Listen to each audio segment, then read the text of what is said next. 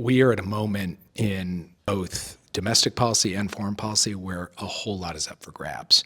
You're seeing a technological revolution, the return of great power competition with the US and China, the return of industrial policy. What we need are institutes that can bring people together from across multiple disciplines, put them around the same table, and say, how do we deal with this cross-cutting set of issues in a time of turbulence and transition in the world? For anyone who doesn't know who you are, I'd love for you to tell us a little bit about your background. Well, I'm Jake Sullivan. I served as National Security Advisor to President Biden for the last 4 years, but that is not my most distinguished achievement. Was actually teaching here at Dartmouth a few years ago as both a Montgomery Fellow and a Fellow at the Dickey Center. Now I'm proud to be back on campus today engaging with students and faculty. We were really excited to start the Davidson Institute at Dartmouth, given our great history of folks working on security issues. And I'm wondering if you could touch on all the folks we have here and the importance of getting them all around the table to think about these both domestic and global issues. The reason it makes so much sense at Dartmouth specifically is because this